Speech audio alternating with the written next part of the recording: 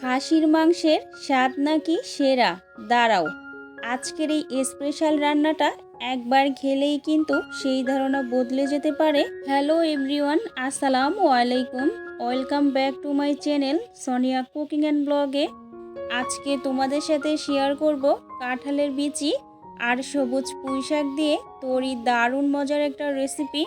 তাজা পুঁই শাকের এই রাজকীয় মেলবন্ধন, তার সাথে কাঁঠালের বিচির দারুণ স্বাদ, সব কিছু মিলিয়ে তৈরি হবে একেবারেই মুখরোচক একটা রান্না। আর স্বাদটা আরও বাড়িয়ে দিতে থাকছে আমার হাতের স্পেশাল মশলা আর ছোট্ট একটা ম্যাজিক। বিশ্বাস করো, রান্নাটা শেষ পর্যন্ত না দেখলে বুঝতেই পারবে না সাধারণ কাঁঠালের বিচি আর পুঁই শাক দিয়ে যে এত অসাধারণ কিছু তৈরি করা যায়। তাহলে আর দেরি না করে চলো দেখে নেওয়া যাক কিভাবে খুব সহজেই তৈরি করলাম এই মজাদার রেসিপিটা। প্রথমেই এখানে আমি কিছু পুঁই শাক নিয়েছি, আর পুঁই শাকগুলো আমি একটু ডাঁটা সহকারে নিয়েছি। প্রথমেই আমি শাকগুলো খুব সুন্দর করে কিন্তু বেছে ধুয়ে নিয়েছি। এখন আমি এই শাকগুলো কিন্তু খুব সুন্দর করে একটু কেটে নিব। আর ভিডিওটি স্কিপ করলে কিন্তু একটুকু বুঝতে পারবে না, আর স্কিপ করলে কিন্তু রান্নায় কি কি মিক্সড করলাম না দিলে কিন্তু এই রান্নাটার স্বাদ হবে না। তো দেখো, পুঁই শাকগুলো এখন আমি খুব সুন্দর করে ছোট ছোট করে টুকরো করে নিয়েছি, আর ডাঁটাগুলো আলাদা করে কেটে নিয়েছি। যেহেতু ডাঁটাগুলো একটু শক্ত, তাই আলাদা করেই রেখেছি। আর শাকগুলো আলাদা করে কিন্তু আমি প্লেটের ভিতরে তুলে নিলাম। এখন শাকগুলো আর ডাঁটাগুলো খুব সুন্দর করে ধুয়ে নিতে হবে। এখন যেহেতু বর্ষাকালে কিন্তু শাকের মধ্যে পোকামাকড় থাকে, সেক্ষেত্রে শাকগুলো কিন্তু খুব সুন্দর করে বেছে বেছে ধুয়ে নিতে হবে। আর এখানে দেখো, আমি কিছু কাঁঠালের বিচি নিয়েছি। এখন আমি এই কাঁঠালের বিচিগুলো একটু কেটে নিব। অনেকেই আছো কাঁঠালের বিচি দিয়ে তরকারি পছন্দ করো, কিন্তু কাঁঠালের বিচি কাটার ভয়েতে আর খেতে চাও না। আজকে আমি তোমাদেরকে খুব সহজ উপায় আর ঘরোয়া রান্নাভাবে তৈরি করে দেখাবো একদম কাঁঠালের বিচি দিয়ে পুঁই শাকের দুর্দান্ত একটা রেসিপি। আর দেখো, আমি বিচিগুলো মাঝখান থেকে একটু কেটে নিচ্ছি। এইভাবে যদি তোমরা কাঁঠালের বিচিগুলো কেটে নাও, তাহলে কিন্তু খোসা থেকে বিচিগুলো খুব সুন্দর করে কিন্তু আলাদা করা যাবে। আর দেখো, কাঁঠালের খোসা থেকে কিন্তু আমি বিচিগুলোকে আলাদা করে নিয়েছি। এখানে একটি মিক্সিং বোল নিয়েছি, এখানে দিয়েছি কুসুম গরম পানি 1 কাপ, আর 1 টেবিল চামচ পরিমাণ লবণ। এখন আমি এই কাঁঠালের বিচিগুলো দিয়ে হাত দিয়ে খুব সুন্দর করে একটু কচলিয়ে ধুয়ে নিব। এতে করে কিন্তু কাঁঠালের বিচি থেকে অনেকটা পরিমাণে কষ বের হবে। দেখো, আমার ধোয়া হয়ে গেছে, আমি একটি প্লেটে তুলে নিয়েছি। এখানে আমি কিছু কাচকি মাছের শুটকি নিয়েছি। আজকে আমি কাঁঠালের বিচি আর পুঁই শাক দিয়ে কাচকি মাছের শুটকি দিয়ে খুব মজাদার করে রান্না করে দেখাবো। ভিডিওটি স্কিপ না করে দেখতে থাকো, আশা করি তোমাদের কাছে অনেক বেশি ভালো লাগবে।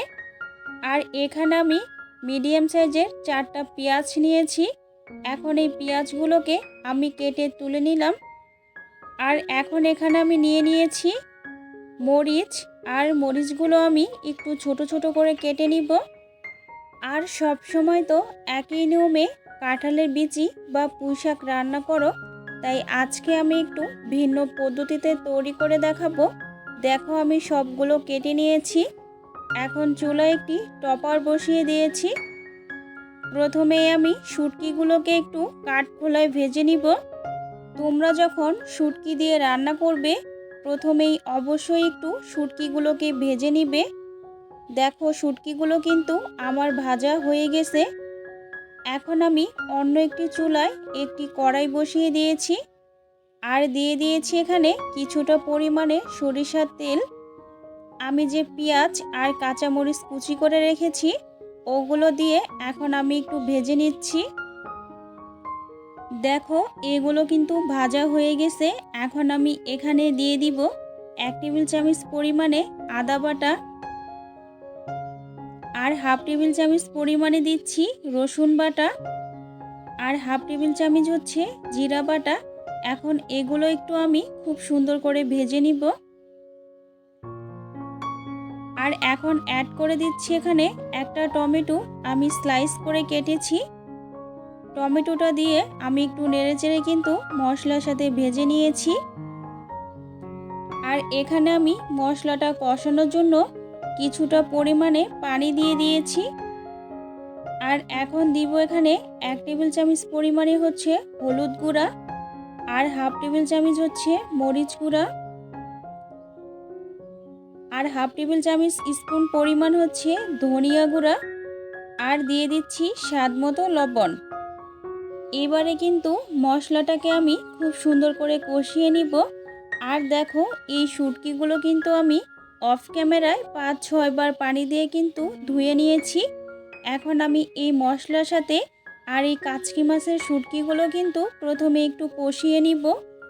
আর আমরা তো সব সময় একইভাবে শাকসবজি রান্না করে খাই, তো এইভাবে একবার হলো রান্না করে খেয়ে দেখবে, আসলেই খাসির মাংসর স্বাদকেও কিন্তু একদম ভুলিয়ে দিবে। এই রান্নার আসল জাদু কিন্তু লুকিয়ে আছে আমার সিক্রেট মশলা আর পারফেক্ট ফোড়নে। কাঁঠালের বিচিটা দিয়েও কিন্তু আমি খুব সুন্দর করে কিন্তু একটু কষিয়ে নিচ্ছি।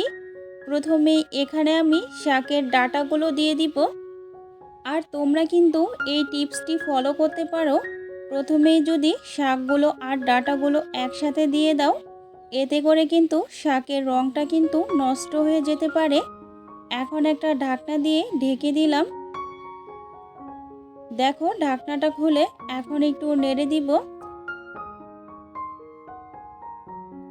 এখন দিয়ে দিব কেটে ধুয়ে রাখা পুঁইশাক পাতাগুলো। আর এই রান্নাটার স্বাদ গন্ধ এতটাই অতুলনীয় হয় যে টেবিলে খাসির মাংস থাকলেও সবাই এই আইটেমটাকেই আগে শেষ করবে। এক থালা ভাত নিমিষেই শেষ হয়ে যাবে, গ্যারান্টি দিয়ে বলতে পারি। তো দেখো বন্ধুরা, এখানে কিন্তু আমি খুব সুন্দর করে পাতাগুলো দিয়ে কিন্তু একটু কষিয়ে নিচ্ছি। যেহেতু কষানোর পরে আমি এখানে পানি ব্যবহার করব, আর এটা কিন্তু আমি একটু মাখো মাখো করে রান্না করব। আর এখন আমি এখানে ঝোল অ্যাড করে দিব। ঝোলটা দিয়ে আমি একটু নেড়েচেড়ে একটা ঢাকনা দিয়ে দিব। তো খাসির মাংসর স্বাদকে টেক্কা দিতে পারে এমন রান্না কি কখনো তোমরা খেয়েছো? যদি না খেয়ে থাকো অবশ্যই এই রান্নাটা ট্রাই করে দেখবে, অনেক ভালো লাগবে। সব সময় তো আমরা মাছ মাংস খেয়ে বোর হয়ে যাই, এরকম সিম্পল একটা রান্না যদি অসাধারণ করে রান্না করা যায়, বলো তো কেমন লাগে খেতে। এবার দিয়ে দিচ্ছি আমার হাতের স্পেশাল সিক্রেট মশলা। এই মশলাটাই কিন্তু রান্নাটার স্বাদ আর ঘ্রাণ একদম অন্য লেভেলে নিয়ে যাবে। এটা কিন্তু আমি বাসায় তৈরি করেছি। এখানে জিরা, দারুচিনি আর সব কিছু দিয়ে আমি এই গুঁড়াটা করেছি। এবার অ্যাড করে দিব অল্প একটু চিনি। এটা কিন্তু রান্নাটার স্বাদটা সুন্দর মতো ব্যালেন্স করে দিবে, একদম পারফেক্ট স্বাদ হবে। এবার দিচ্ছি আমার রান্নার সেই স্পেশাল টাচ, একটু ঘি। এতটুকুই কিন্তু পুরো রান্নাটার স্বাদ আর ঘ্রাণে এনে দিবে দারুণ একটা পরিবর্তন। এই দেখো বন্ধুরা কতটা লোভনীয় হয়েছে এই পুঁইশাক আর কাঁঠালের বিচি কাচকি শুটকির কম্বিনেশনস। এই রেসিপিটা গরম ধোয়া ওঠা ভাতের সাথে এই রাজকীয় খাবারটা থাকলে আর কোনো তরকারির দিকেই চোখেই যাবে না এই মশলাটার। আর লাস্টের ঘি দেওয়ার কারণে তোমাদের খিদে দ্বিগুণ বেড়ে যাবে। তো আজ এই পর্যন্ত, সবাই ভালো থেকো, সুস্থ থেকো। আল্লাহ হাফিজ। আসসালামু আলাইকুম।